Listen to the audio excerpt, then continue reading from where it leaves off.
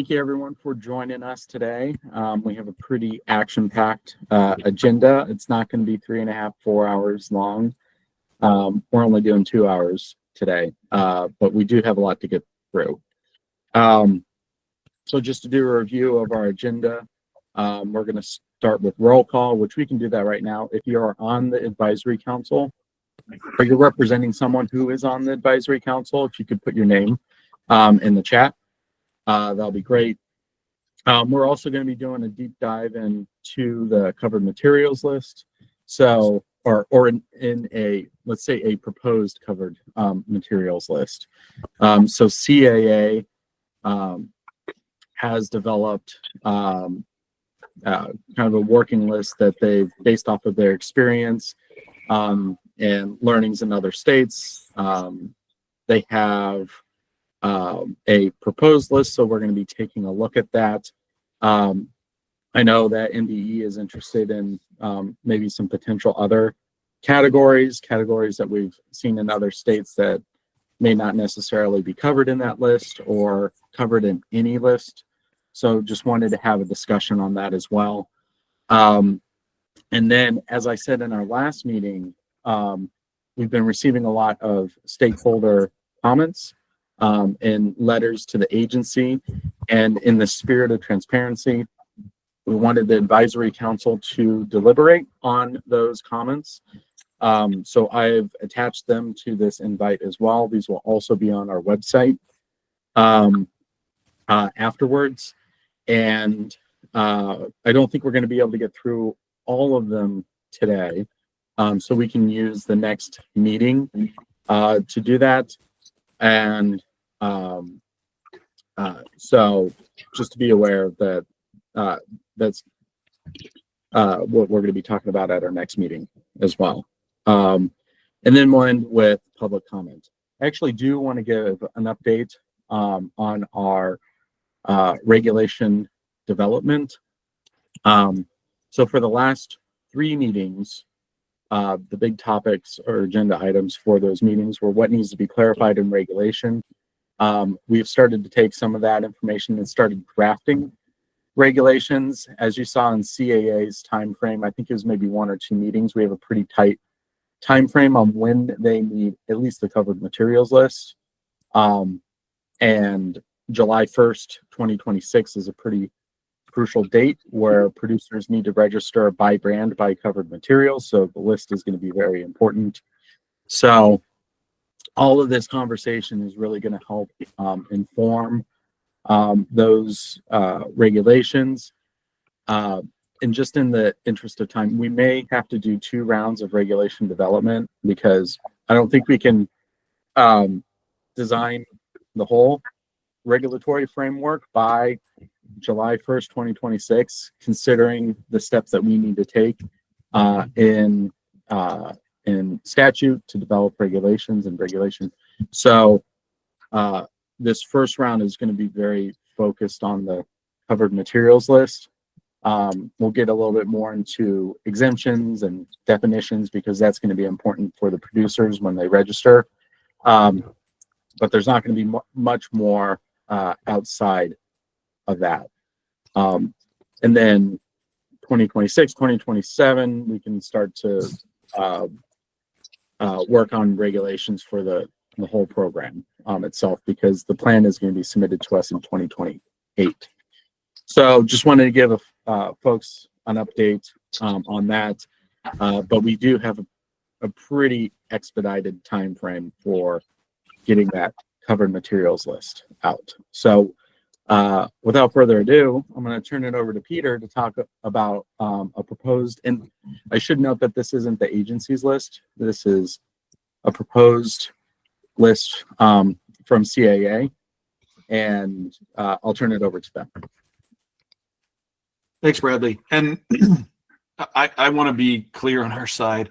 I think what we're suggesting is it makes sense in many ways to use Colorado's list as the starting point. And given there are different requirements in Maryland, there may be a need to make adjustments. But I think we thought it would be helpful to sort of provide context as to how the list was set up in Colorado. we talked about that a little bit in the last meeting, and we'll provide some additional detail in this meeting. So that's really what the purpose is today. This isn't necessarily this is what CAA thinks. It's just what the starting point potentially could be as to the consideration. So let me just sorry, let me get the slide working properly. So we're just going to go through a bit of a deeper dive. Just when we look at sort of the objectives of reporting categories, we're looking to identify whether covered materials are recyclable or compostable. Typically, the laws will require us to make sure that we can clearly explain what materials are included at the curb, which materials potentially might be collected through drop-off only. And similar, we'll need to figure out that side for compostable.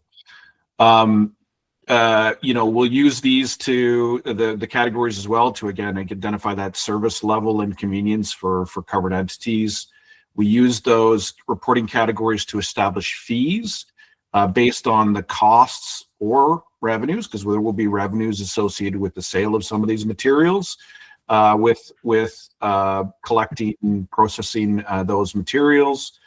And we'll need to assess progress against performance targets. Those are usually mapped towards high-level categories. So, paper, glass, metal, rigid and flexible plastics as being the examples. But we need to make sure that we can break those materials into those categories.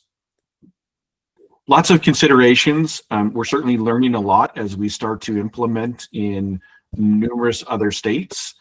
So there still is learnings that we are getting as we start to implement. I think we've had probably every possible question under the sun about what is a package and where does this type of package fit within Oregon and Colorado. But we're continually amazed by new examples that come out. The first thing is, we definitely know that establishing clear categories well in advance of reporting is necessary because it reduces the risk of incorrect reporting of supply. We know we are catching mistakes already in some of the states, and again, some of that is created by confusion around which categories to put materials into. We also know that some of what I would call niche categories that are set up are creating some challenges for us as we look to establish fees. Typically, there is an administrative cost that is allocated to these different categories. And when we talk about certain categories, I know we have some in Colorado right now that are, single double-digit type of categories from a tonnage perspective. That does potentially create some problems in trying to set a budget and trying to set fees for each of those categories. Again, way too many categories can increase the opportunity for producers to make errors. They are not necessarily tracking the data in the way that we are asking for them. And when a producer asks for an adjustment, when they made a mistake and they realize that mistake, they'll come to us after, and that may have impacts on our budget. It may have impacts on the fee categories and how those fee categories were established and the fees that were paid. So there is concerns if we have lots of adjustments that need to be made. When we talk about what's happening between different states, the degree of alignment can help sort of the pro, because if there's alignment, it's the same type of guidance we need to provide across jurisdictions. It helps out our producer services team in explaining what needs to be required. It helps out in us being able to identify where we may be seeing problems from state to state if we can compare material categories. And for producers, obviously, it allows them to be able to set up more of a national type of an approach to capture data for multiple states. So that certainly helps. And again, I mentioned opportunities for error already.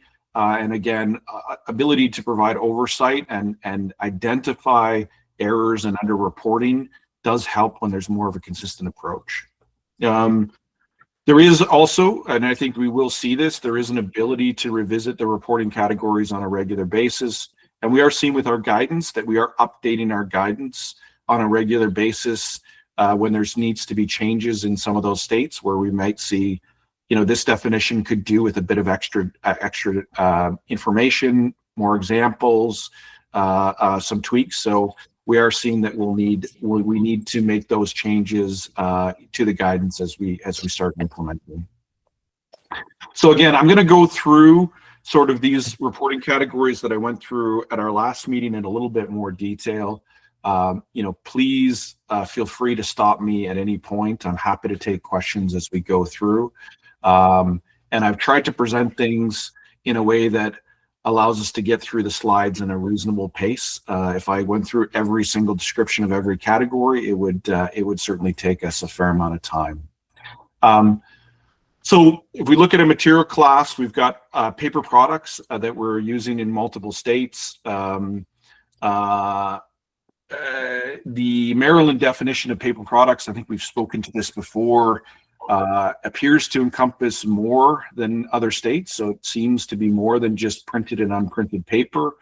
It potentially is an endless definition of paper products. So we need to figure out exactly where the limits on that is. Does it include the Monopoly money in a board game? Does it include piñatas? Like what are all the different paper products that potentially it could include or not include?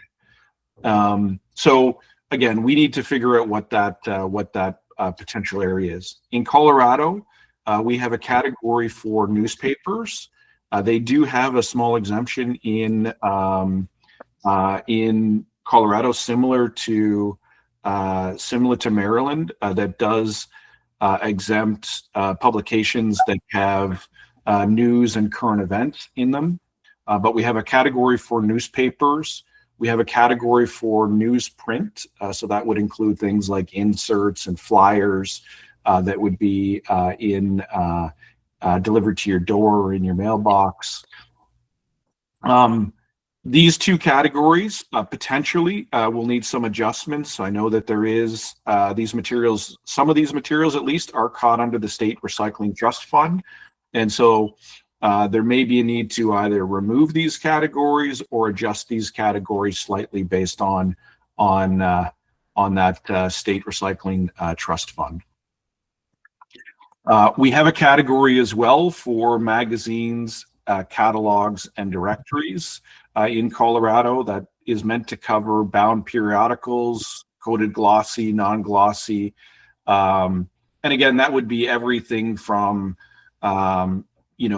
magazine subscriptions, travel and promotional subscriptions, potentially real estate, phone books, directories, all of those types of things. Again, there is an exemption in Colorado or in Maryland that may limit this category to some extent. We have a category for paper for general use. This is really meant to capture kind of the office supply unprinted paper. So notepads, sketch pads, envelopes, greeting cards, more of that type of material. And then we have an other printed materials category that captures sort of the other materials that are not covered under those. And again, that might be promotional calendars, that might be instruction manuals that are provided to as part of a product, annual statements from a bank or an insurance company, lottery tickets, transit schedules, those types of materials. Oh, sorry, Bradley, go ahead. Yeah, so I just wanted to point out so this is exemption number 9. In the exemptions, newsprint subject to 1707 of this title. And then I put the definition of what newsprint means as well. So this is where this exemption lies, essentially. So I guess there's going to be a question as to, are there other types of newsprint that potentially could be provided, Bradley, that that are outside of that description, I'm not totally sure. So again, the question is that category necessary at all, or is there potentially products that might fit into that definition that are outside that exemption? And I don't know if we've had time to completely consider all of those types of products. I think the other thing too, as well, is, you know, given the broad definition of paper products, there's a bit of a question on that side as well, because we don't really know where it starts and where it ends. I think Nick had a question. Yeah, just quick, Peter. The designation, it looks like there was some intentionality between breaking out newsprint and newspaper when they come from the same base material. Was that to make the communication to the public a little bit easier or different? I mean, newsprint is newsprint, regardless of whether it's a newspaper or a flyer that's in a Sunday, right? Was that based on trying to make communication to the consumer easier? Part of the rationale for that initially was there are some different requirements in Colorado as well. So there is an ability for advertising in lieu in Colorado for newspapers. So there was a partially, I think, some of that consideration that came into that decision to separate it out. Thank you. There's already a regulatory schema for newsprint, so I think there was a desire to not have duplicate regulations. So I think that was another consideration as well. And who's Chris? Yeah. Hey, Peter, just a quick question. Was there ever like an established minimum or maximum sizing recommendation? You know, reason I'm asking, you mentioned lottery tickets. Yep. You know, typically anything like smaller than a postcard size, the sortation equipment has a hard time capturing that. So I don't know if you guys have some sort of size restrictions or recommendations. Yeah, so like we do include as well a category for small format paper, Chris. So we do have that, which is 2x2, to take into account potentially those materials that might not that might fall through on a MRF. All right, got it. Bradley? And just to note, what we're talking about here is the covered materials list, not necessarily the recyclables list. Got it. Yeah. So there will be some. This is really which materials are going to get a fee. Yeah, no, I got you. I got you. Yeah, just wanted to point out that distinction. Yeah, 10-4. But I think, Bradley, we want to know those things too on the reporting side, Right. Because they need to report, and we need to separate out potentially what might be collected and what might not be collected, and the potential costs associated with both. And if there's eco-modulation factors, that needs to get taken into account as well. So that's the sort of paper products sort of class. We also have paper, which is, you know, we now sort of move into the packaging related categories. I haven't fully broken these out in exactly the same way, just because there's more of them. And some of them I think are relatively easy to understand. So we have a category for aseptic and gable top cartons. We have a category for craft paper, paperboard, other paper packaging, and I provided more of a description there around how we've defined that in Colorado. To Chris, your question, we do have a category for paper small format,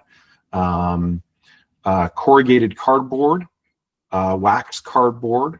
I've duplicated paperboard. We don't do it twice, just once. I apologize about that. Polycoated paperboard, just because, again, it has different markets. Other paper laminates, and this is more of a kind of catch-all of other types of laminated paper that might have more difficulty associated with recycling those materials. And then in Colorado, we did break out other paper packaging, sort of molded pulp, serviceware, food serviceware. And the reason we broke out that category was specifically because the MRFs had some concerns about being able to process food contact paperboard materials. And so we separated that out. Jazz? Yeah, do you have an example or two of this other paper laminates? What packages you mean? Yeah, you're starting to see, Chaz, you're starting to see some, candy wrapper type things that will have like it's pulp plus like a layer of film on it. So you'll see those types of containers where it's a mixture of, it's mostly fiber, but it's a mixture potentially of fiber. It may have, certain waxes on it that make it more difficult to recycle. So it's kind of a catch-all for some of those different. So is that some of the new idea of paper replacing plastic for wrappers, etc.? Yeah, I mean, there's some of those products, and there's lots of these types of materials that are in the marketplace already. William? To that effect, did you go into detail as percentage composition? Because you're right, in the confection, you still need some level of a barrier, but I've seen in some other countries where they'll accept 85% fiber content, 15% PHA or some type of poly coating versus something less, or they have distinctions in terms of that. So did you go to that level of detail to look at percent composition? So appreciate the question. I think this has been an area of discussion that we've been having. So currently right now in Colorado specifically, where we were looking at, there just wasn't anybody that any of the MRFs that were accepting that material at all. We understand that there is work that's been undertaken by certain companies to make sure that material can be sorted and processed. And so it may be a category that we need to divide. Sort of a recyclable laminate and a non-recyclable laminate. But at the time we were doing the work in Colorado, there just wasn't there wasn't a market, and so we tried to keep the reporting simple because it wouldn't change the result in how we were assessing that category. I think the reason why I'm pushing on is because it's not as black and white as that, and you really want to incentivize some of these producers to go in the right direction if there's a choice, because you may have to have a barrier of some sort. So if that's the case, which direction would you rather them go? And so there's got to be a way to incentivize them, or at least position them to go in the right direction. And I think, I think it's a good point. And I think this is where we look at, how can we create flexibility within some of these reporting categories? Because there is going to be changes that are going to be made. We want to find ways to incent, but we also don't want to create a list of 400 reporting categories that is just going to cause confusion in the marketplace when this is the first time most will be reporting this type of data. So what I can take away from that is this is just a start. Maybe the next version will have may delineate a little bit more in the future or something like that. Yeah, I mean, maybe I can state it this way, in the sense that this is I am strictly reporting on what Colorado has in place. And so there may be rationale based on the conditions in Maryland, based on some requirements to change the list. But I think really, I just wanted to say, I think there's some rationale to look at Colorado as the example upon which to try to be a starting point. Good point. Thank you. Bradley? Yeah, and I've mentioned this in the past, but if there's a possible reason to maybe split things out is if that particular material has a stronger market or not. And because we wouldn't necessarily want to, if there's a healthy, robust market in it for a particular material or subcategory, and it's being aggregated into something else, well, then it might have a less aggressive goal associated with it. So if we want to have more aggressive goals for the for the materials that have healthier markets, then that might be one reason to split it out. We also may want to structure things in a way that encourages emerging markets as well, especially if those emerging markets things are more recyclable, more reusable, because we don't want to forget about reuse also. And that's a very important part of this law. Refill goes into there as well.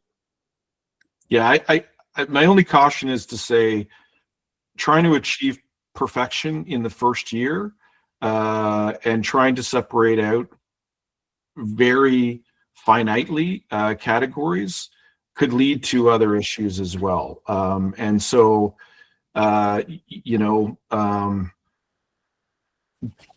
making sure that we can get good data and making sure that we can get companies to be able to put the resources and understand the differences between different categories, I think is important. And so if you have major differences between the states, that's going to create headaches. And the compliance organization is going to face those headaches in the sense that we're going to have to try to figure out if we've got major reporting issues. That's going to have an impact on our budget.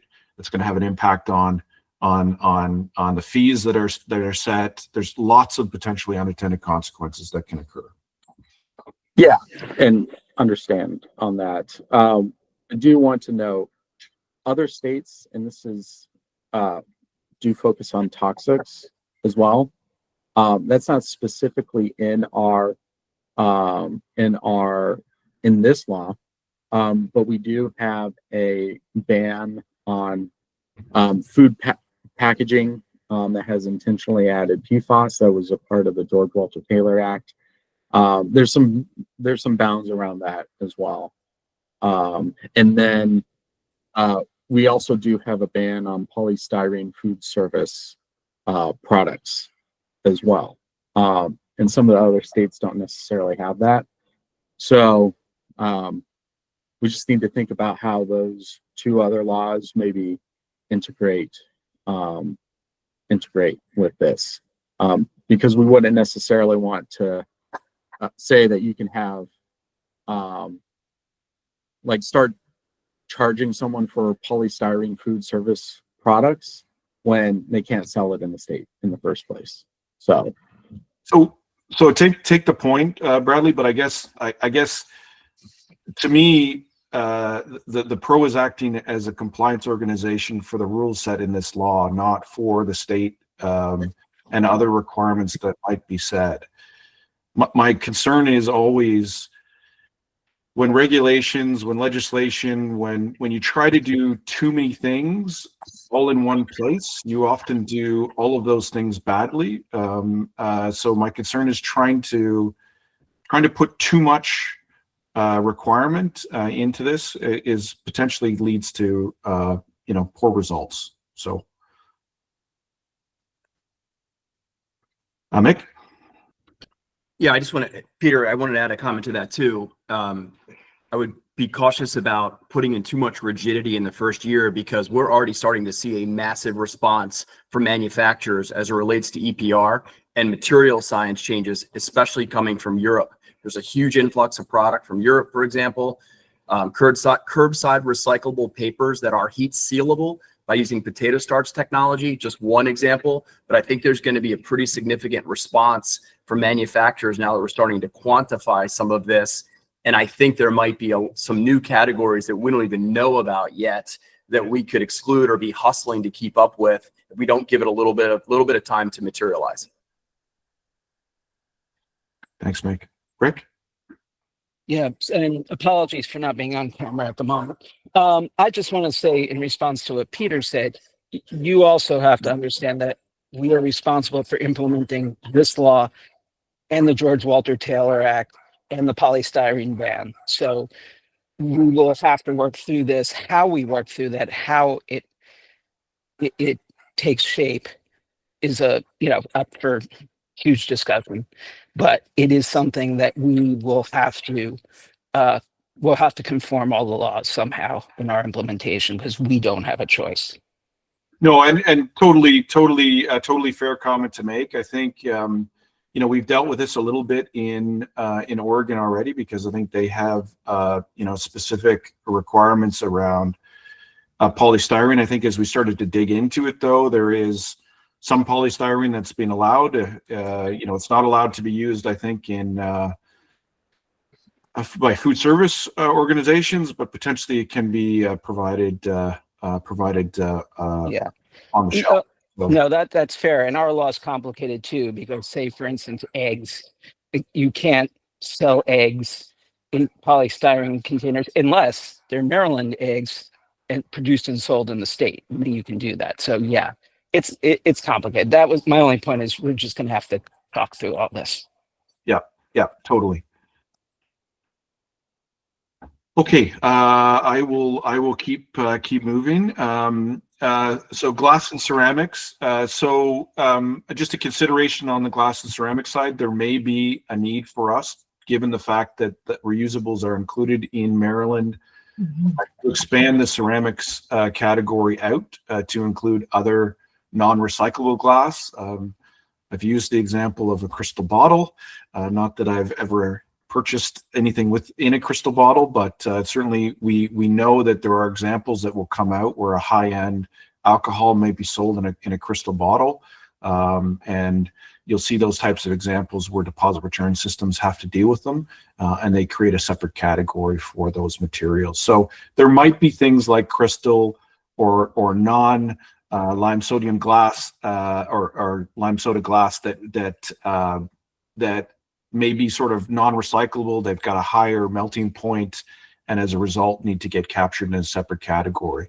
So we have in Colorado created two categories: glass bottles, jars, and other containers, and that includes both clear and colored.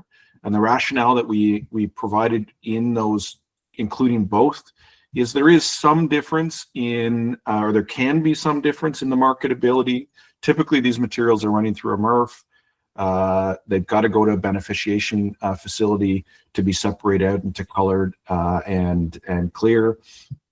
So really, the value is the same. And when you look at collections, sorting, those types of costs for glass, it didn't really make any sense for us to separate out those two categories.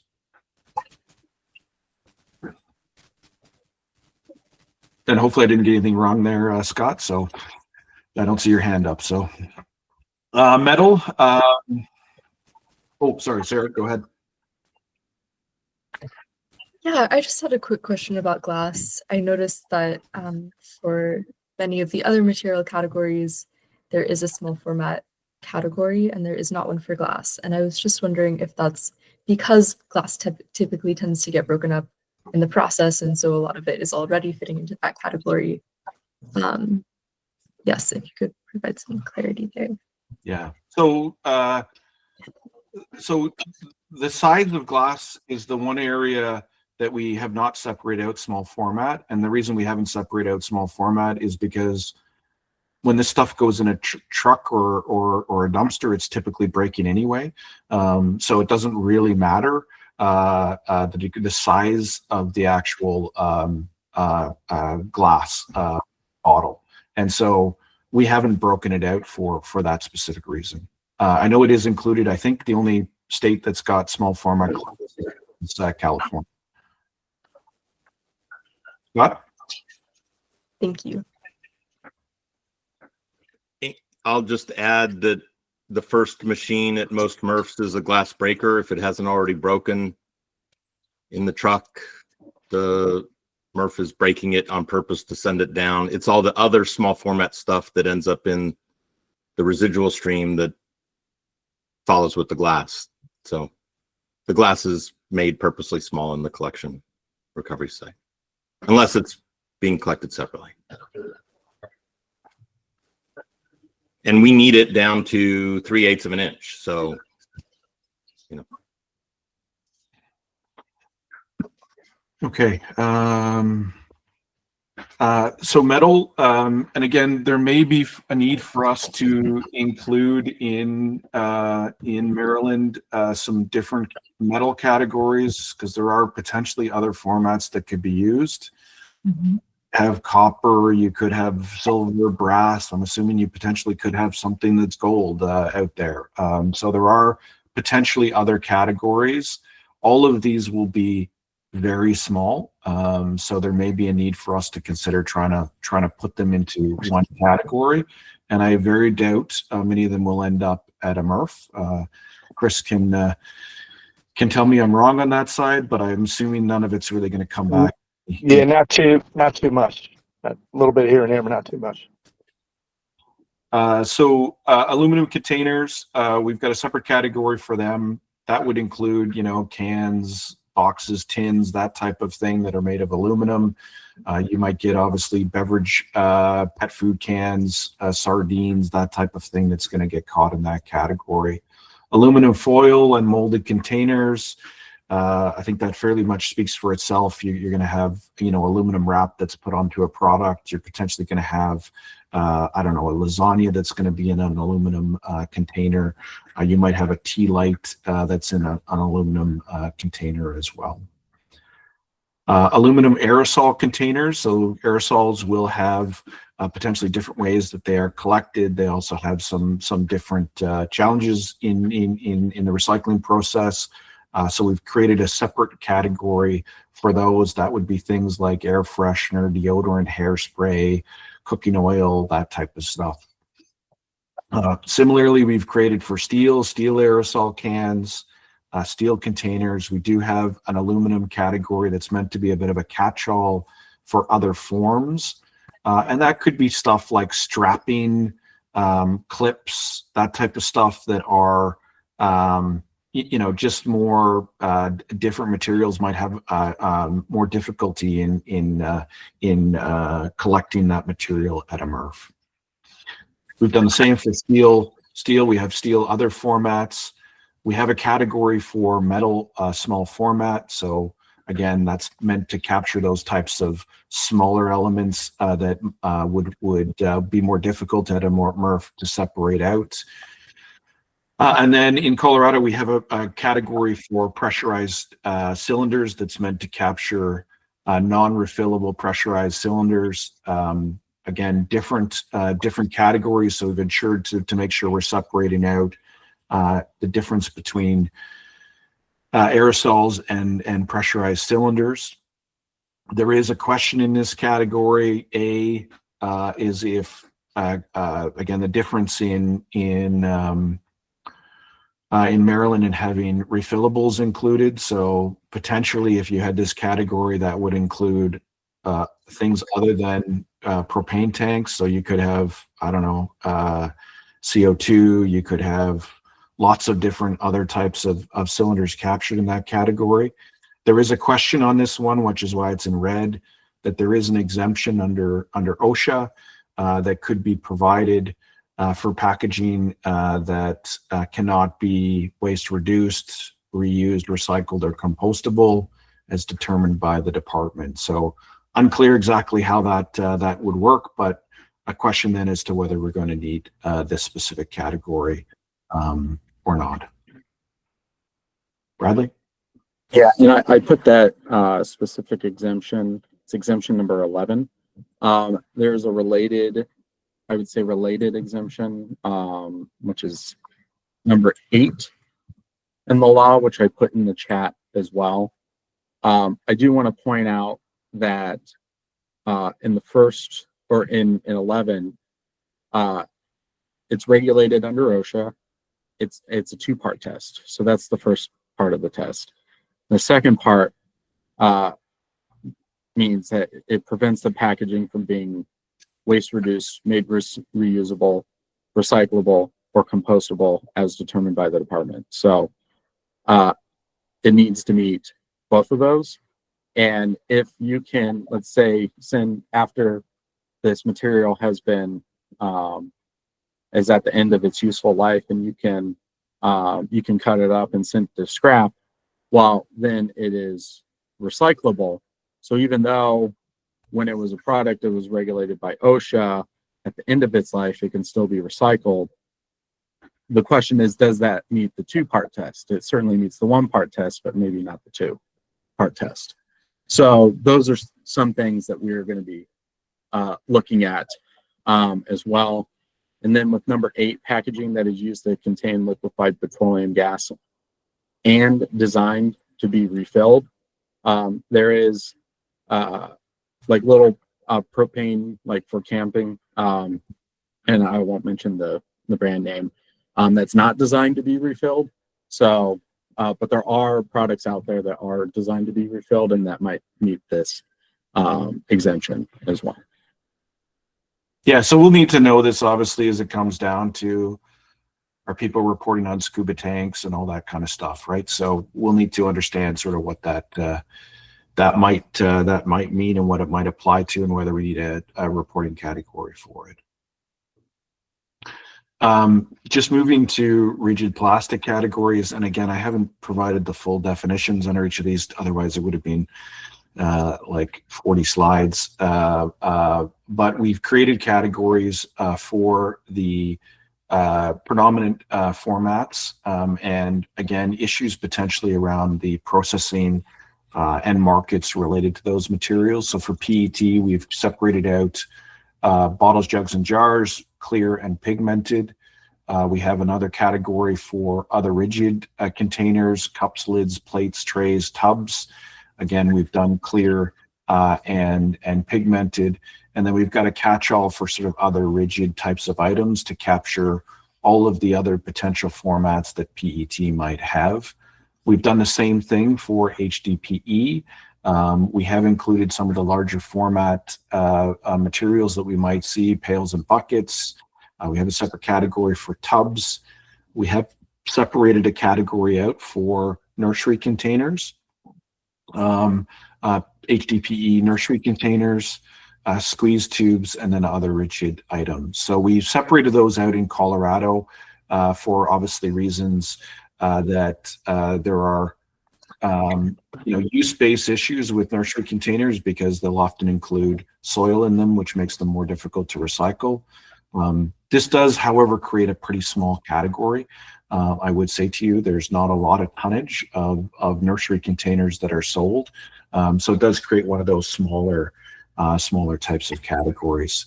Squeeze tubes are an area that I think there's a fair amount of change that's happening in around producers trying to develop formats that are more easy to recycle, but there still is some concerns being raised by MRFs, and so we separated that category out as well. Bradley? So we had a question on rigid containers that are not like these 1s, 2s, 3s, and 4s, but like they're rigid and they're another type of plastic. Where does, and it may be in a future slide, but where would you see those fitting in? Oh, okay, right. We do have categories for 5 and 6, and then we have other mixed rigid plastics. So that would capture 7 uncoated potentially materials. So we've tried to capture, again, all of the various types of potential, taking into consideration some of the markets around those materials.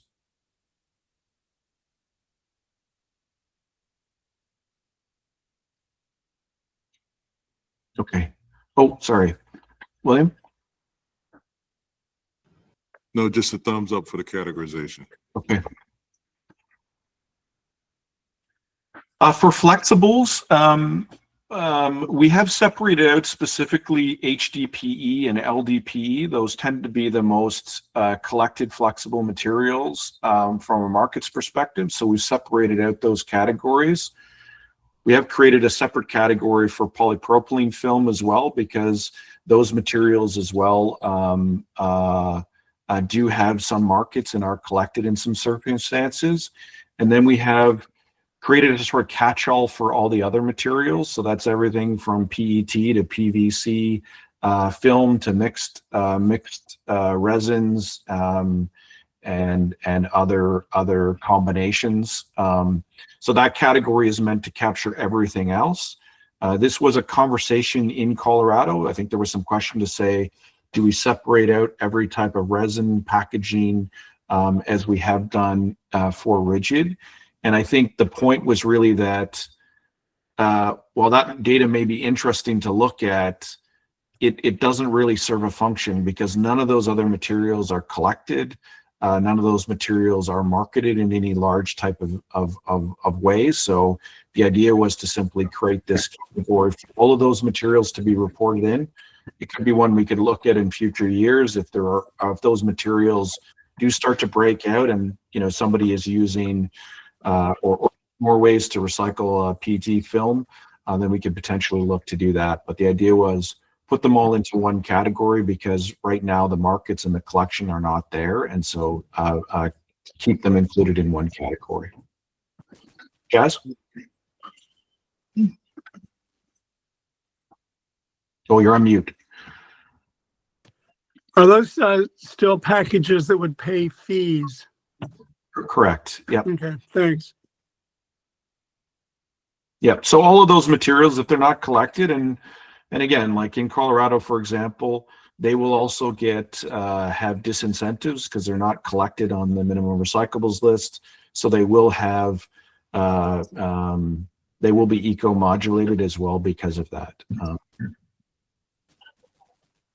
And there'll be a contaminant, and we do measure them. So when we set up our fee structure and the way we do it in other jurisdictions, we look at the cost those materials will have to the MRF because they will potentially get included. It's not always easy to tell one film from another, and so they will make their way into a MRF. Not that MRFs want them, and they will be potentially a cost, or they will be a cost if they make their way to that MRF.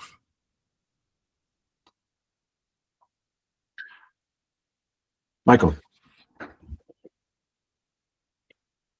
Hey, Peter, the question I have is, at some point, there has to be some criteria for eco-modulation because it's a critical aspect of this journey. What do you think about, is that something that would be a conversation, a separate conversation? Because I think it needs to be talked about, discussed, agreed on from the get-go. Agreed. I don't know, Bradley, if that's sort of set out on the list of things to do. It's probably happening later, I would assume, because it's probably later. The one thing I would say, Michael, just briefly is one of the issues, I think the challenges that we're facing as a on eco-modulation is I don't think anyone's really ever eco-modulated before they've actually had data. And so we don't have the data yet.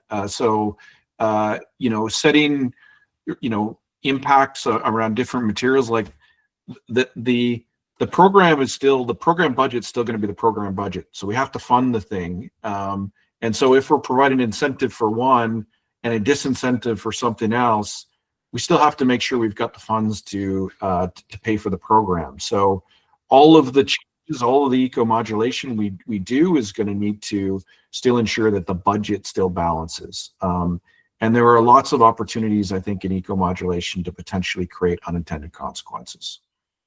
Got it. Okay. Thanks. I think appreciate that. And just to comment on that, we're when we're developing these regulations, we're looking at like what's on the critical path, and the covered materials list is our big critical path item.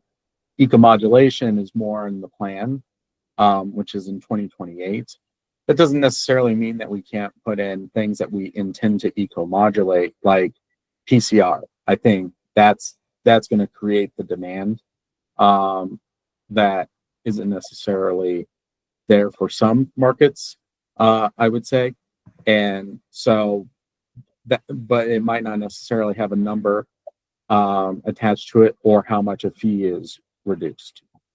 Yeah, Brad, I think the thing that to be aware is that some producers or manufacturers, however you want to talk about it, are already deploying new packaging based on eco-modulated concept by designing for sustainability as well as adding recycled content. If you don't give them the incentive, you're not going to get a groundswell by waiting too late. So I just want to make sure that we're doing it so that there has to be an incentive for people to do the right thing. And for people doing the right thing already, they should be recognized and used as an example to incentivize others. No, that's helpful, Michael. And I would say, I mean, the word eco-modulation gets talked about in lots of different ways, but I would say just even how the pro is setting fees, there is already some eco-modulation that happens within just the way that we approach the base fees. Excellent, thanks.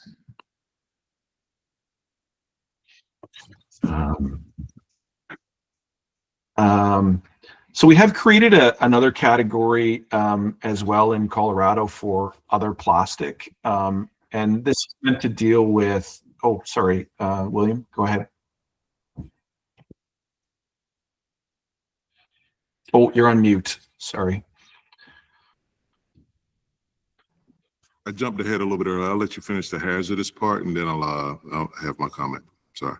Perfect. Yeah, no problem.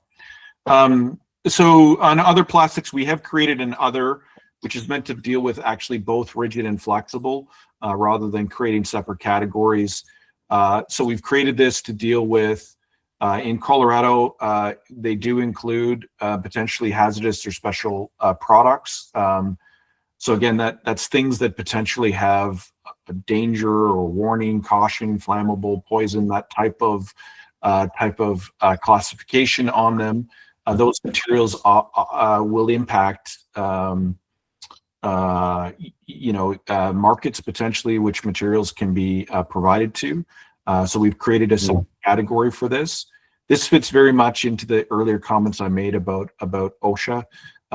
There is an exemption in the regulation that Bradley's spoken to and put into the comment or the message box that talks about that specifically. It's not clear exactly whether the various types of materials that would be captured in this category would be exempted or not. And again, this would be everything from, different types of automotive products, different cleaning products, potentially fuel-like products that are included on a shelf. So those types of areas. So it's not clear exactly, again, whether we would need this category.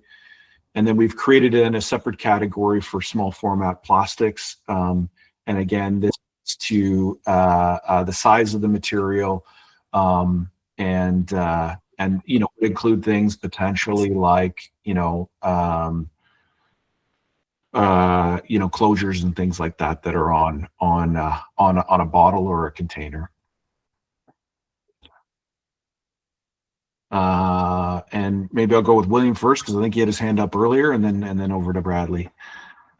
Yeah, I see. I like how you called out how it's called out hazardous, and you'd almost see that as the negative side of it. But could there be a separate category altogether for either rigids or flexibles, for like compostable being the antithesis of that, almost being the positive side of that? Because like you don't call out specific resins that might be considered compostables like PHAs, which you don't want to go down that, down that rabbit hole, but calling out compostable altogether as a separate category that could fall under exemption, I think, would serve you up. Yeah, so William, we've created a separate category for compostables. So we've got a separate category. So we've treated compostables as one complete separate category because it could be fiber based or plastic based. Yeah. So we do have a separate category which we'll come to where we've separated that out, and we've used the ASTM standards as a way to break out the different types of compostables that might be sold into the marketplace. If it was a biodegradable that wasn't compostable, or that's not certified compostable, it would get captured under that mixed plastics category. Okay, all right. Thank you. No problem. Bradley? Yeah, and with this exemption, I just wanted to point out another distinction. So for the second part of the two-part test, first part is it's regulated by OSHA. Second part, it prevents it from being waste reduced, made reusable, recyclable, or compostable. It says or compostable, not and compostable. And so you just really have to meet one of those. in order for this, so just, I mean, the language matters with this, and I mean, that's something that we're going to have to take a look at that, and we'll have to obviously talk with our attorneys on how that works as well. Yeah, absolutely. Certainly there are definitely products that can't be waste reduced because they've got specific requirements on them as to their, but it may be hard to find something that couldn't be recycled for a certain cost or couldn't be made reusable. So yeah, I don't know what specifically this was meant to do. If yeah. And I think this exemption came from Ameripin's edit. I don't know if they're on the line. They might be able to talk about that specifically.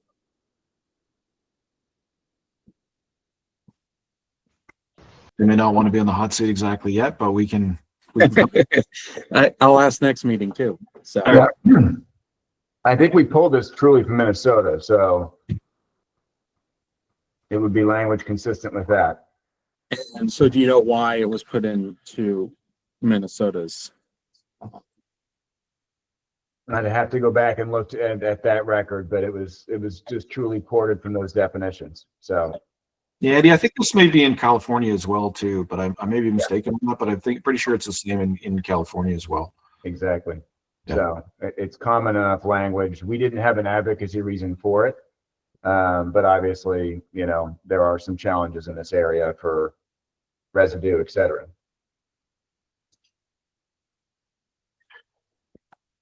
Oh, sorry, Sarah. Yeah, I had a quick question going back to the rigid Nope. plastic section. Yep. Or actually two quick questions. The first was about nursery containers. I'm not sure if that was, I think it was broken out for polypropylene and maybe HDPE as well specifically. Yep. And I was just wondering if you could maybe speak about why only those two sections had nursery containers broken out.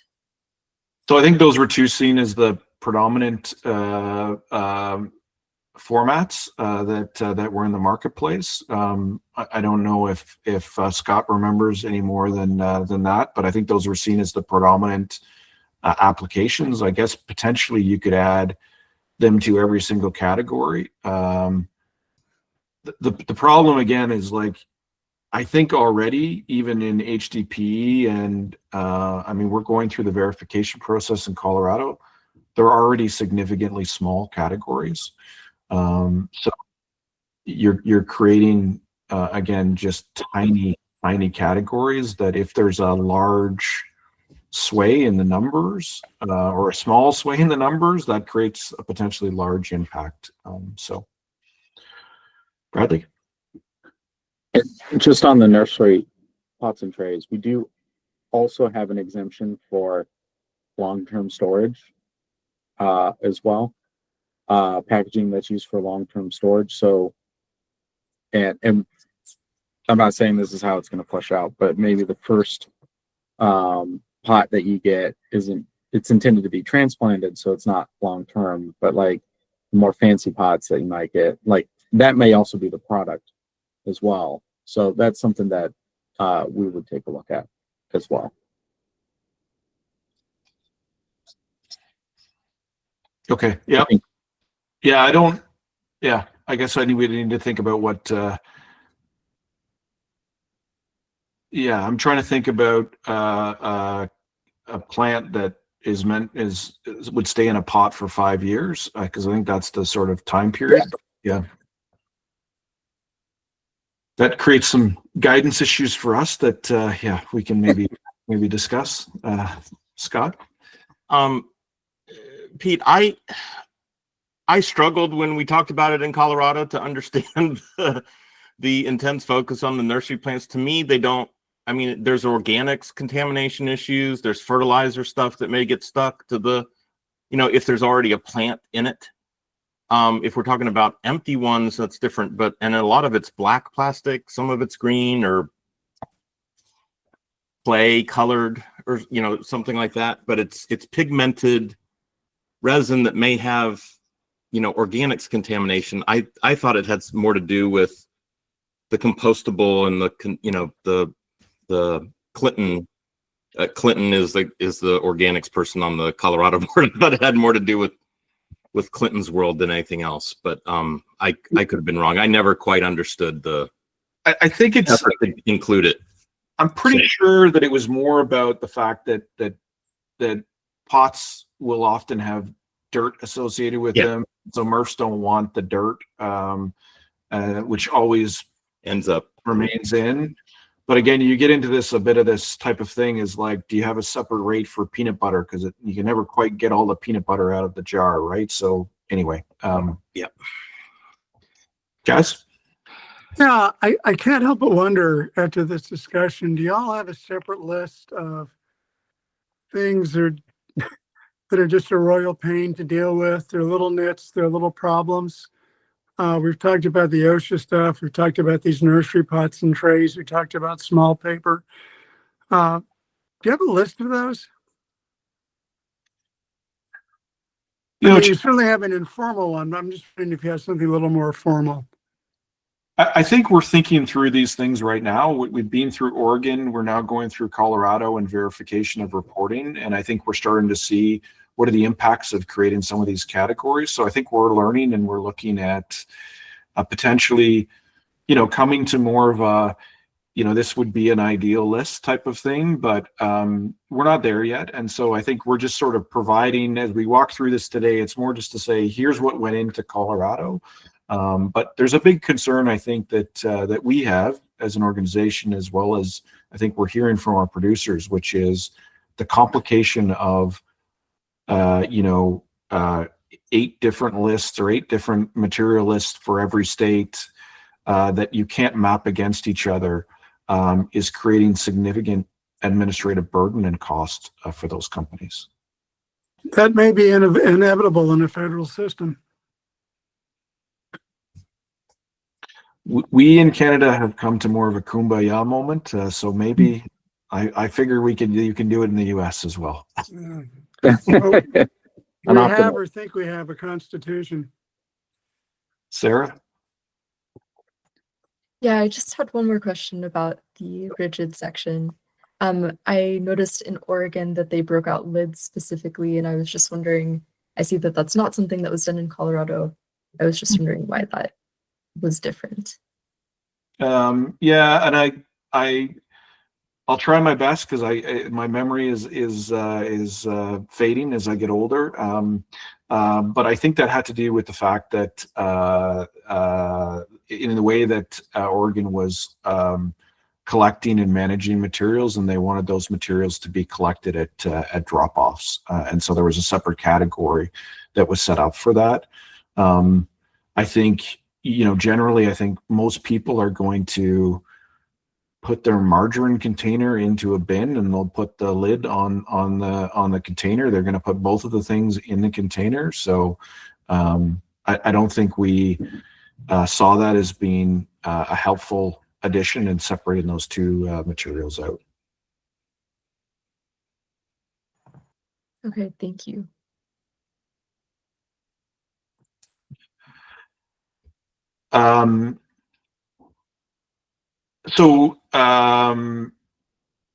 There is, I think, the one consideration, I think, so we do have a category that we've created in Colorado for wood and other organic materials. So that would include everything from like your clementine box to, I don't know, a burlap sack that you get your coffee in. So it would include textiles and wood.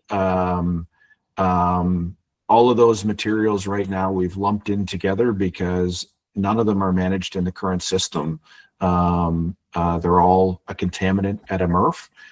And so we've created that as one separate category. I guess there is a question in Maryland about whether any of those materials should be considered compostable. I don't think there's any labeling around those types of materials, and typically, wood will have nails and stuff like that or staples in them. But again, that is potentially a separate consideration for Maryland. Bradley? So California has a separate category for fiber textile packaging. So what you're saying is this would be included, wouldn't be called out necessarily, but it would be included in this category right here. Is that correct? Correct. Yeah. I think we just think is what is the additional benefit to separate them out. So we've included them as one category. Yeah, and I think we're sympathetic to the harmonization. But if there's a reason why to split it out, and the thing that comes to my mind is if there's better markets and therefore you may want a more aggressive recycling goal, like that might be a reason, or reusability or stuff like that. But if there's not necessarily a reason like that, or something that's going to impact the goals, then I wouldn't necessarily want to add the additional bureaucracy. Yeah, and I'm not aware. I don't know of any MRF that is separating out wood or textiles. I don't know of any separate collection programs that might be happening. Maybe there's some niche ones where they're collecting burlap sacks again. I don't know, but those would be probably very small players and potentially would want to run their own system. So yeah.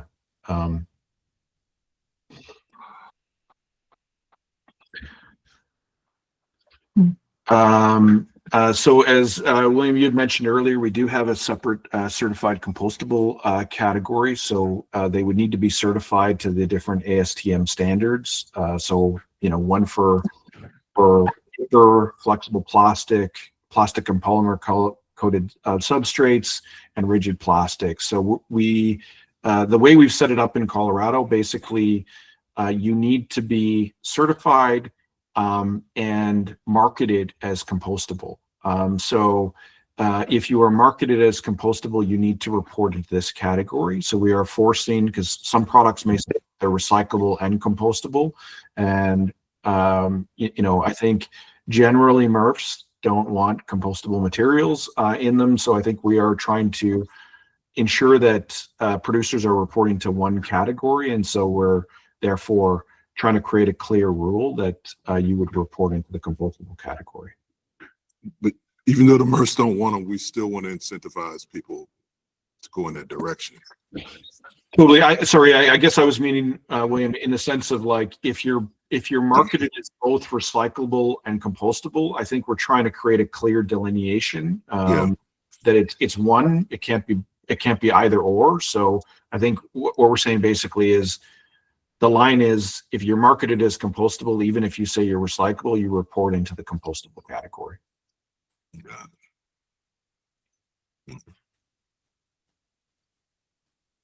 And I think that might be the last slide. So those are the reporting categories, as I said. I mean, there are differences in Maryland that we appreciate. I'm certainly not trying to say these are the absolute categories that Maryland should be selecting. I just wanted to provide some background as to sort of how those categories were set up and why we set them up the way we did. I did have a few. Oh, Martha, I'll let Martha go since we haven't heard from Sierra. Okay. Can you hear me? Yes. Okay. Yeah. I'm confused here about, maybe I don't understand the category, the use of the categories, but what about multi-material packaging? I'm just giving you this example. This is a clear PET pink ball with an aluminum top. Okay, they're separated. They're probably recyclable, but as it is, one of them is part of this is going to be contamination. So would a producer here say, just measure the aluminum and say, talk about how much aluminum they're using and then talk about how much pink PET they're using? Or is there something in here that's going to trigger a report for mixed materials that should have been separate? Yeah, so I don't know, I'll explain more. But what do we do about this?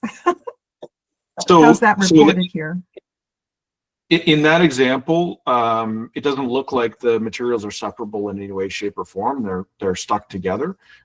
They would report under the predominant category, so they would fit, Martha, in that under a mixed plastics because it's got two separate materials in it. So that material wouldn't be collected in a typical recycling system, or at least not that I'm aware of. So you would assume that that would get moved into a category that is considered non-recyclable. So the only difference will be there are some materials that are potentially, you've got multiple materials, but they are absolutely separable. So you might have a glass jar with a separable plastic lid on it or something like that. So you might get mixed on that side, and they would report, because they're separable, they would report that separable packaging from the actual glass bottle. But if they are stuck together, then they're going to report by the predominant material category. And again, in that case, to me, that would fit under a mixed resin category that's not recyclable. I think So it's a this good is something point. that we want to discourage. We want to Correct. discourage this. Correct. And I've seen also the so-called water cartons that say they're recyclable, and they're partly fiber, partly plastic, and partly aluminum. So Maybe they're separable in some very energy intensive process, but that is something that we should be discouraging, correct? So does that fit? I just want to understand how those kinds of things would be recorded here, or how they would be flagged as something that when you get to the ecomodulation part, are discouraged. Even though these two components are recyclable, they're not if they're together. Yeah, so generally, Martha, we've included sort of like a mixed material type of category. Predominant might be paper or plastic, but it's got other elements to it, and that would get captured then under a category that would be non-recyclable, and as a result, it would potentially face higher fees associated with it. And that's the way that's dealt with through the system. It becomes a contaminant in the recycling system if it's moved into the recycling system. And so I think, you could look at those categories, and we'll be moving towards the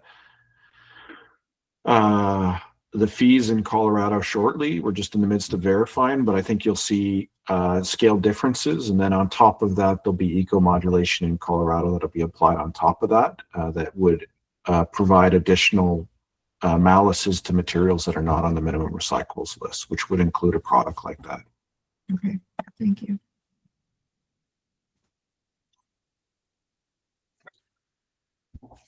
Bradley? I just wanted to point out, and it's a good point. And like if you're categorizing that as PET, but the better markets are probably for the metals, and you'll be more likely to find a home for those metals. It's definitely something that we want to think about. Or, design could be a part of ecomodulation. If they're fused together now, maybe there's a redesign to make them separate so that you can split them out into those two separate categories. And that's something that we would want to encourage as well, because it would be a shame to lose the metal if we're calling it PET recycling or something like that. No, I think what I'm saying is that we get caught under sort of another mixed rigid plastic, right? So we get captured in a category where it's got multiple materials formatted together. I see. Okay. And that goes into the question with the gable tops and the aseptic containers, because one of them has that aluminum layer. I forget which one it is. I think it's aseptic. And the gable tops don't have that. And so when you're counting your recycling numbers, if you just recycle the paperboard but not the polystyrene and the aluminum, which is, I think it's fused between two layers of polystyrene, like how do you count the recycling rate for that as well? Is it a mass balance? Like if you're just tossing out those other items and not the paper, but you're recycling the paper, I would just want to know how that is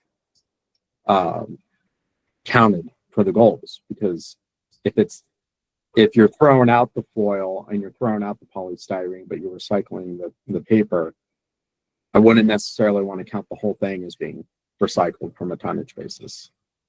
So those are all questions to me, like that gets to, you know, and I'm going to apologize. I don't remember how the legislation reads as to how recycling is measured. There are different ways to measure recycling that, you know, to some degree deal with complications. Typically, a lot of the time, it's the back of the MRF. So it's the bales that are measured. But you can move into, you know, the reclaimer into the converter. The converter becomes very, very difficult to be able to accurately measure because you're going through multiple parties to be able to measure that, and that's typically not what's used. So, I mean, I think Oregon, Colorado, and California are starting to align more on where that measurement point is. So maybe that's something we can bring back as part of the discussion. It's something that we're going to have to bring up with chemical recycling too. It won't necessarily be at the MRF. It would be at wherever the MRF is selling to. And in the definition of recycling, it doesn't include if it's being used for fuel, but if it's being used to create a new polymer, I think that would count as recycling. So you're going to have to take a mass balance approach. So it's not unique to stopping at the MRF isn't necessarily unique to, let's say, the gable tops and aseptic containers. Like, it's probably something that we're going to have to think about with chemical recycling as well.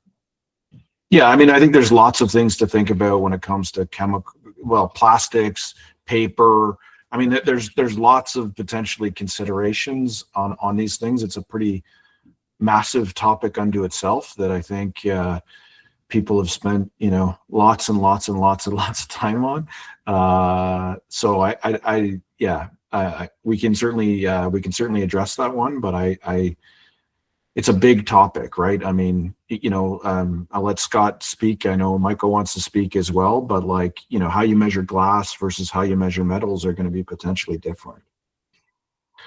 Michael? Sure, thanks, Peter. Just to build on that, I think this is when it comes to things like laminates, you know, with papers, metal, that kind of thing. I think to your point, it might be one where we would look into the work that other people have done in this space to understand the recyclability. The one that comes to mind when you think about, you know, metal, paper, laminate is the work that Tetra Pak has done. So I would definitely recommend that at some point there's delve into, I mean, maybe you guys understand what Tetra Pak had done in the way to recycle that. Because the idea is to encourage recycling, and that might be some information for a later date for us to understand it before making any final decision on this. Scott? Thanks, Pete. And I was just to Bradley's, you know, questions.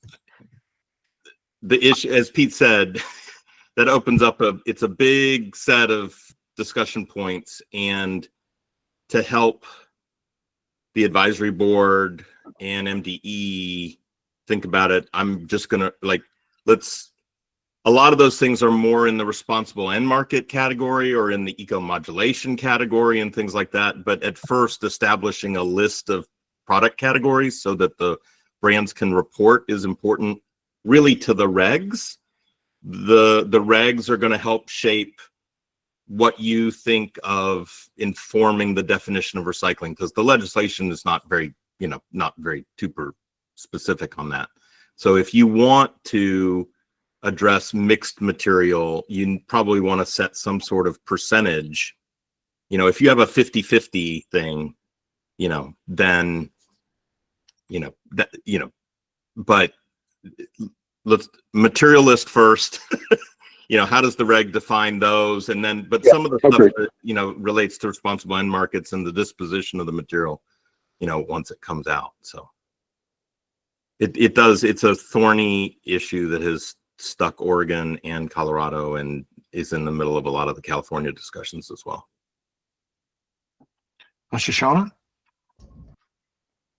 Hi, everyone. I guess I just want to echo what Scott has said. I think it comes down to end markets, but I want to highlight that the Carton Council just had a huge win in California. They were able to provide sufficient data to CalRecycle to prove the recyclability of their aseptic and tabletop cartons. So it would be a great resource for folks here to look at to see the work that they did to show that their material is being recovered.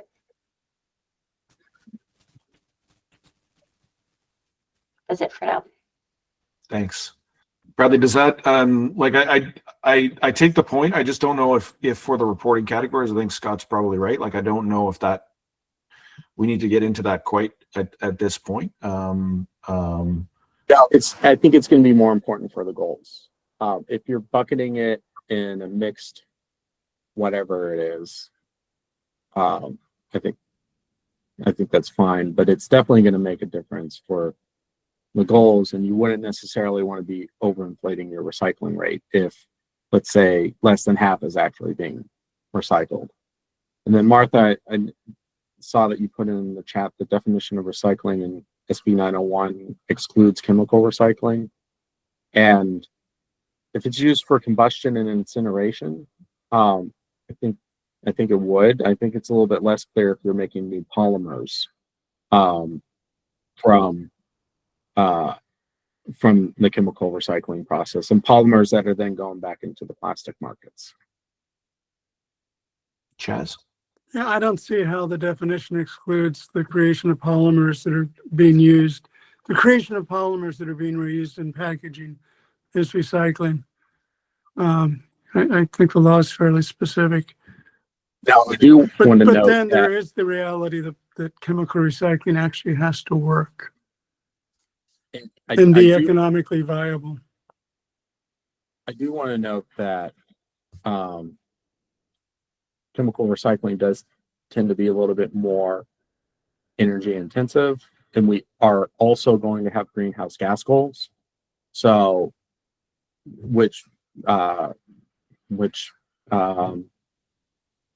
so there is that as well. So that doesn't necessarily mean that. I'll leave it at that. I just want to point out that we're also going to have greenhouse gas And goals. this may not be this may not be one to delve into. I don't think maybe some of the recyclers in Maryland are using chemical recyclers as an output as where they send their materials. I don't think so, but it may be not as relevant of an issue at this exact moment.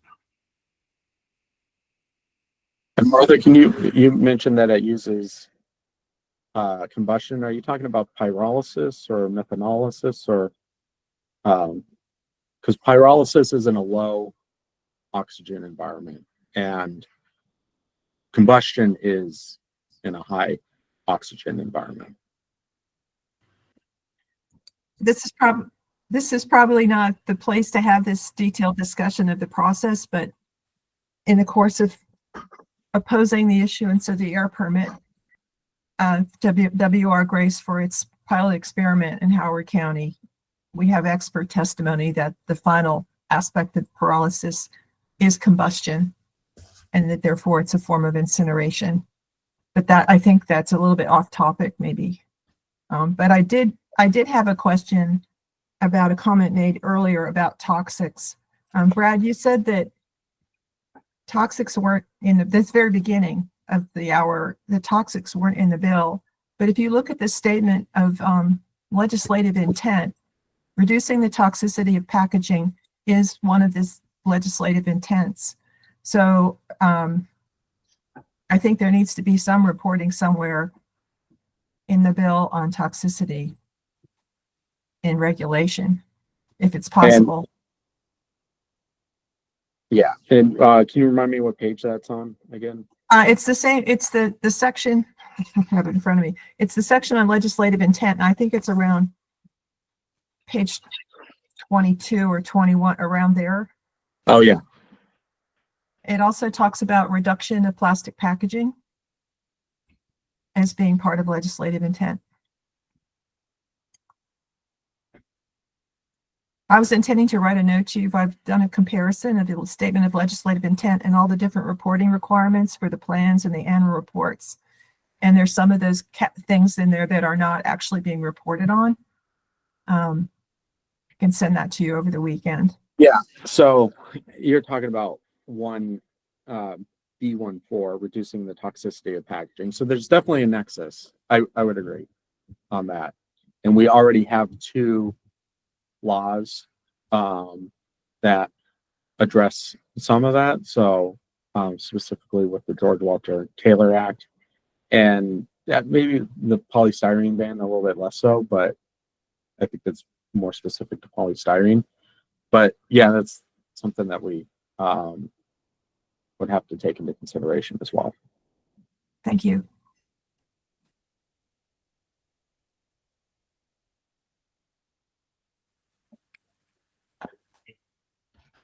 But at the very start, we're just registering and they're reporting on to us on what materials they're covered. So one step at a time. That's a 2027 discussion or decision, I would say, of what goes. Thanks, Peter. Really, really good overview, and at least the catalyst for people to really think through things as we go forward. Thanks. No problem.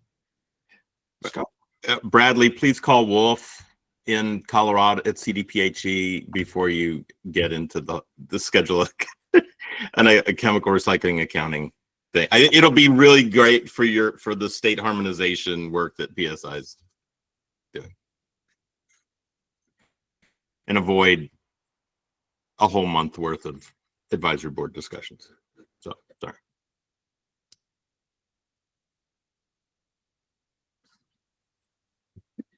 All right. Well, are there any other questions? Oh, actually, I want to look through. I did have a few other questions. So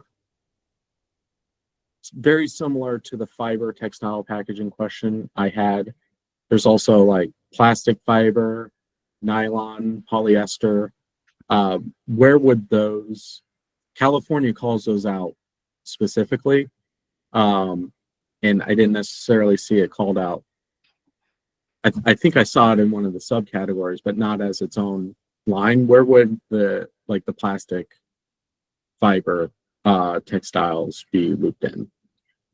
Yeah, I think Bradley would fit under the other plastic laminates. I don't think we've had too many of those examples that have come through, and maybe that's because it's, the reusable side is going to be added, but it would fit under the plastic side because it's not organic. So it would fit under that side, and they would report under that category. Yeah. And then we had another question about void material as well. Yeah. So any of the void material would fit under the plastic resin category, under rigid items. So there's typically kind of like a catch-all, and I would see it fitting under that type of a category, unless it was polystyrene, which is you see the majority of, and that has a separate void category for it. If you're using crumpled paper as void, I think oftentimes that would be craft paper, right?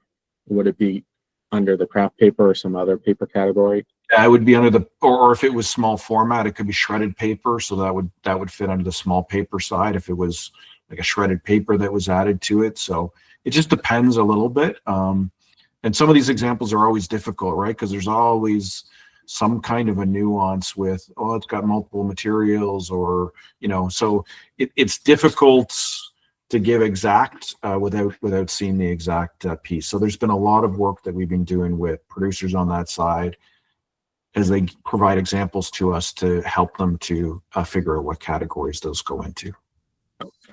And sorry, just 2 more. Wax packaging. I think you've brought up that there's I won't name brands, but there's a cheese manufacturer that covers their packaging in wax. That's not necessarily intended to be ingested. How would you look at that?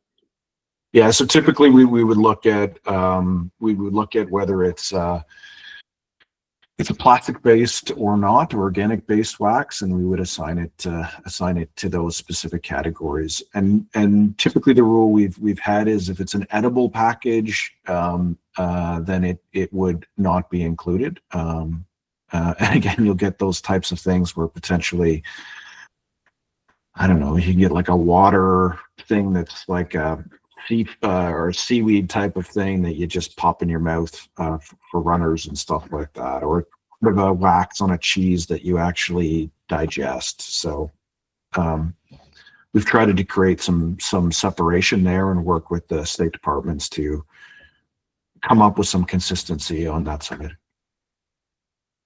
Nick? Yeah, Peter, I want to ask one question. You had referred to something a little bit earlier in the conversation about recyclability versus compostability and being one or the other, but not both, or at least claiming it as one or the other. And in that case, you talked about compostability being prepared, being the appropriate selection. Is there, in the hierarchy of desirable choices, is compostability higher than recyclability, or are they on the same level? You know, if we're directing people or trying to accomplish an outcome and there's a choice between one or the other, because there are becoming more choices, is one preferred to the other now and in the future? I don't know how much compostability infrastructure there is if you're not burying it in your own backyard or doing your own home composting. Is there anything from Maryland or the other states that suggest what their preferred is if you had a choice between one or the other? So I just from my perspective, from the pro, we're not suggesting one way or the other, but we do need to assign costs. So in Colorado, compostables need to pay for infrastructure investments to improve the composting of those materials to reduce contamination. And so as part of the fee structure, we need to allocate those costs to that set of material. So there's a big thing around not cross-subsidizing costs. Like we don't want to allocate costs to metal that is clearly a plastic cost. So we in our fee setting methodology, we sort of separate those out, and we'll want to do that as well for Maryland when something is compostable versus recyclable. So we're trying to allocate those costs. I'll let Bradley speak to the intent of the regulator, but I don't think from CA's perspective, we're trying to push somebody one way or the other. We're just trying to comply with whatever's in the statute. And just to comment on that, like our intent is not to shut anyone down. And we're not going to be like, oh, you're developing this type of packaging and therefore you can't. Like I should say outside of the polystyrene ban that is already in place. Now, with that being said, we're going to have incentives for making your materials more recyclable, redesigning. And then let the market start to make those decisions and by taking advantage of those incentives or disincentives as well. And that's the beauty of ecomodulation, or at least the intent of it is that you're once those incentives are set in place, you're kind of letting the market respond to them. So question though, so from what Peter said, because I really want to understand this, if Maryland has poor compostability infrastructure and someone chooses to use a compostable product, would that mean that their fee structure would be associated with supporting building Maryland's compostability infrastructure? Well, one of the goals of this is going to be building out infrastructure, and that's recycling infrastructure and compostable infrastructure. So it's not just the fees, but there's also an investment aspect of this. And it's not just subsidizing the recycling that's already there, because then you're just kind of, we have some pretty old MRFs out there, and I think the intent is to not only cover the cost of recycling, but to make recycling better, which would include organics composting, and that includes composting as well. So maybe if I can add, if it's helpful, I mean, I think we have raised concerns as we move forward in Colorado, that there's a concern around, we don't really actually know the scope of certified compostables that are placed into the marketplace. We're getting that right now as we go through verifying the data that's come in, but I think there's a question as to how big is it? I know I'm in Ontario, Canada. I know we have data that's being reported in Ontario, Canada, and it's like well under 1% of the amount of material that's supplied into Ontario based on the data that's available. So there's a question then, as you have a cost to the system, and so you're supporting the collection of those organic materials and the processing of those organic materials, does that potentially create a potential market signal that may basically say, wow, that's super expensive, and it's just gonna kill anyone from putting compostable materials into the marketplace. So I think that is something we are definitely considering, and we've talked through in Colorado. It's a new thing, and we'll need to kind of figure out how do we make sure that we're not creating an unintended market signal in the marketplace where it's 5 times more expensive to compost something than it is to recycle something, when you may actually want to be moving people towards composting for that specific format. So that will be, and again, it could work the other way around. We have no idea what the numbers are going to be at this time. We don't know how much materials are actually collected at the curb when it comes to compostables. And we don't know how much is supplied into the marketplace in Maryland. So those are things we need to work out and consider as we move a plan forward. And hopefully I didn't go completely off track and you have no idea what I'm talking about, but yeah.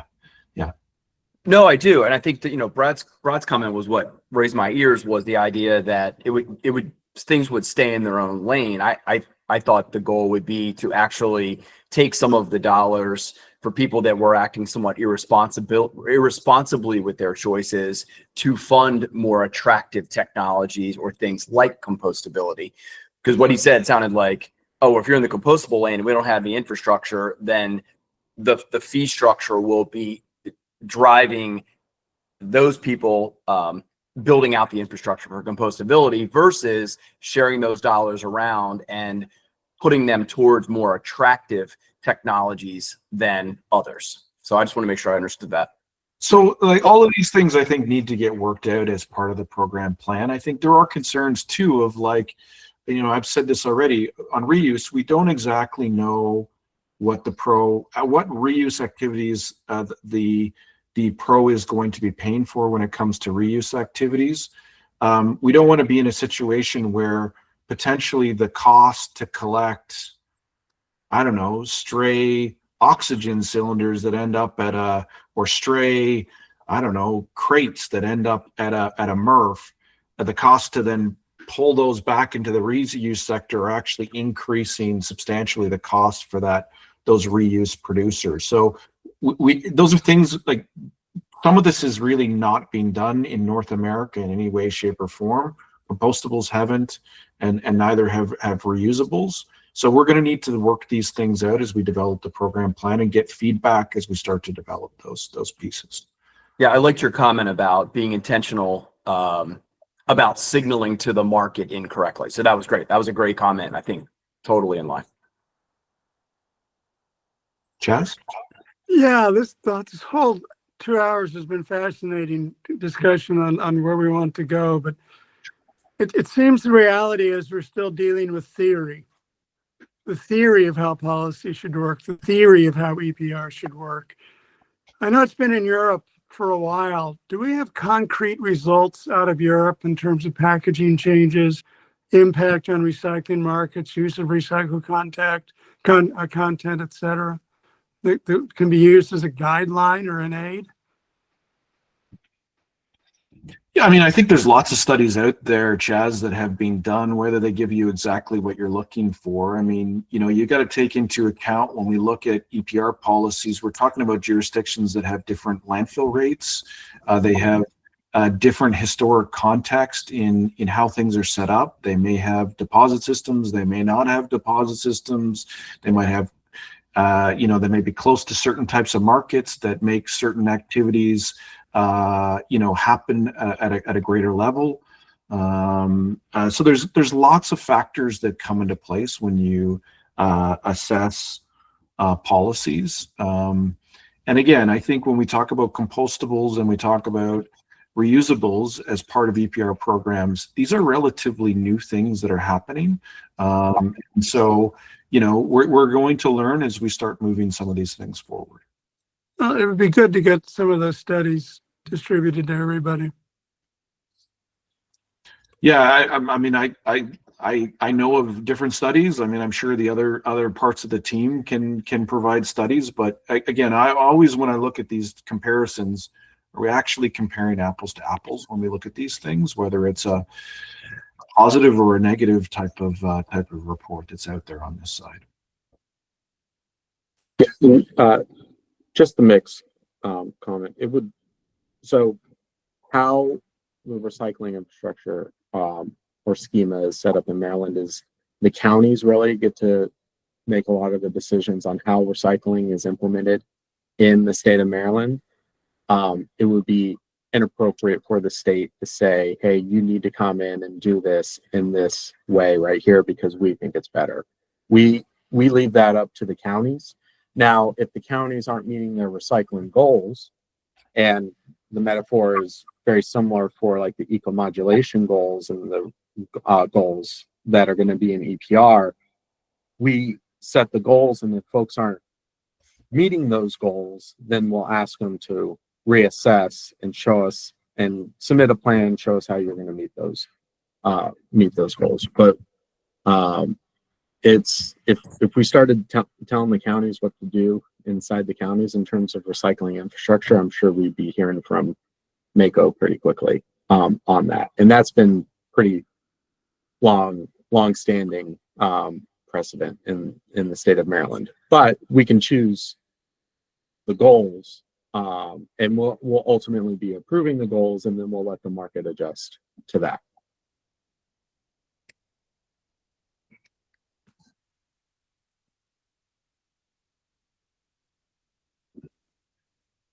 Riley, do we need to move to the, I know that, do we need to talk about the submission stuff that you had sent out to, or no? Yeah, I know AFPA wanted to talk about their submission specifically today. I don't know if we have 15 minutes where we can go over it. We might have to talk about it in our next meeting as well. But Shoshana, were you prepared to talk about the letter that you sent to us? And if we did distribute all of those before this meeting, and again, we're going to be talking about those next meeting as well. If folks have questions, comments, concerns about those comments, this is the place to talk about them. Again, we want an open and transparent environment where the advisory council gets to deliberate on these, and it's not just a one-way conversation with the agency.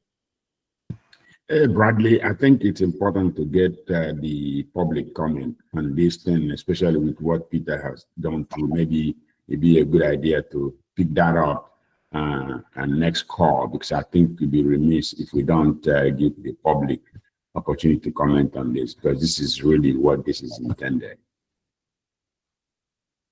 We did have this as an agenda item though, and I know AFPA wanted to talk about their stuff today, and public comment should be like 5 minutes. We're happy to talk about it today. I think I would prefer to hold until there's time. That's fine too. Yeah. All of the comments instead of just singling out ours for today. And the only reason why I brought that up, because in your email you said you wanted to talk about it today, so that's fine. Oh, as well. I mean, today works, or the next one. I think it'd be best to group them all together. We can do it next time as well. That's fine, and that will give folks more time to absorb those letters. And again, if you're going to send us a letter, we're going to distribute it out to the advisory council. So we want open and transparent conversations with this legislation. So, so without further ado, we might get out a little bit early. Is there any public comment? Anybody want to give a public comment? Brian? Hi there. This is Brian Pontius with Ingevity, and so thanks for the opportunity. I just want to make a few quick comments and just mention a few watch-outs just related to the compostable products. One of the things I wanted to mention is this category for completely wood items, and I do want to just make it really clear because there are some nuances in California for this. And so, there are very few items that are completely wood with no additives or plastic or polymers in them. And, a concern we have on the certified compostable front is that this is going to be abused. And so in California, if you want to be in this category, you do have to provide documentation demonstrating everything that's in your product. If you don't want it to be, you want to be exempt from certification and be in this category. And so I just would say if we're going to go down that route, be really vigilant about making sure that there's strong requirements showing that the products are completely wood and are not containing additives or other substances that there shouldn't be in there. That was the first small comment. The other thing I just wanted to mention, when it comes to cost, I appreciated Peter mentioning some good points.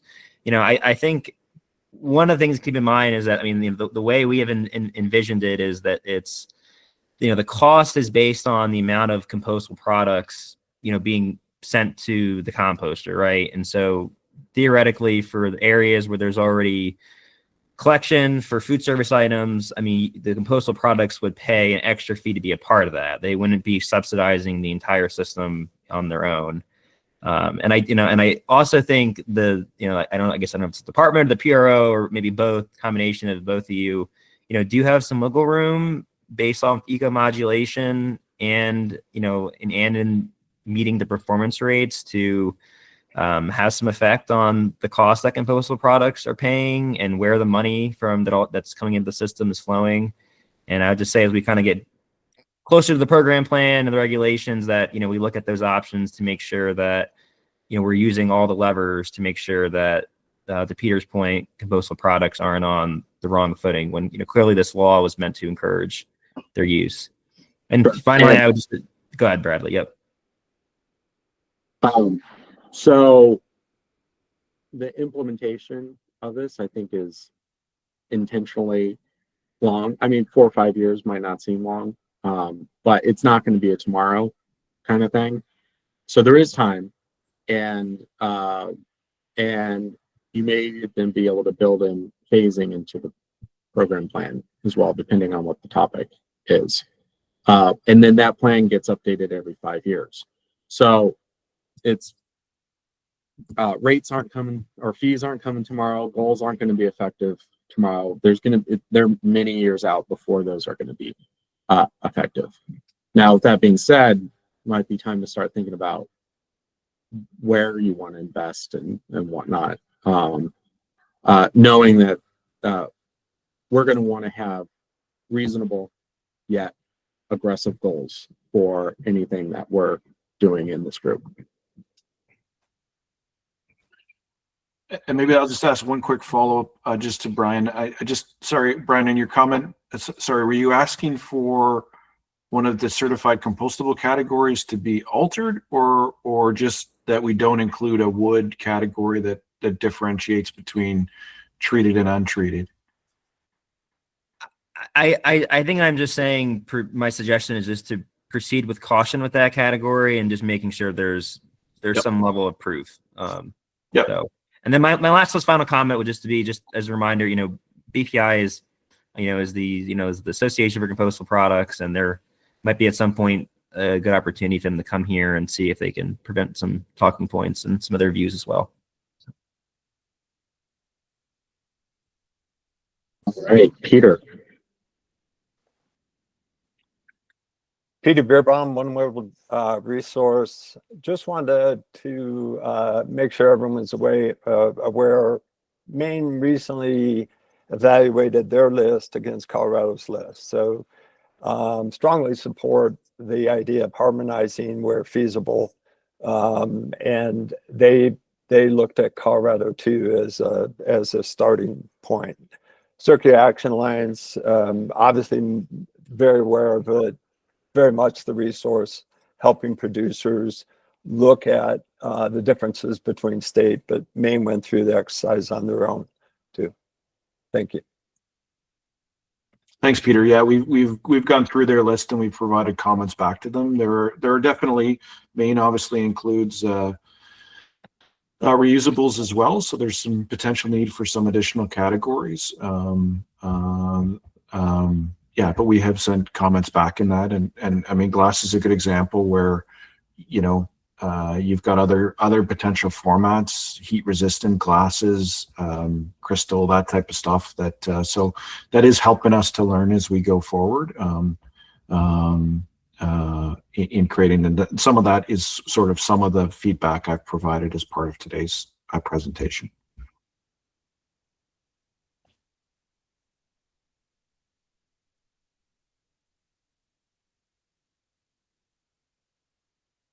All right, any other public comments?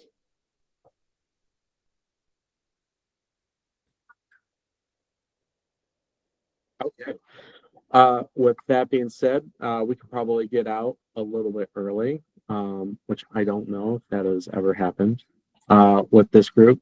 And we can certainly stay another 6 minutes and discuss whatever. But again, we'll see you next month. We're going to be talking about the comments that we've been specifically receiving from stakeholders. If you want to send your comments to us and to make sure that you're a part of that conversation, make sure that you do that, and then we'll get it added to the agenda. All right, thank you very much. Appreciate the conversation. That is a good meeting.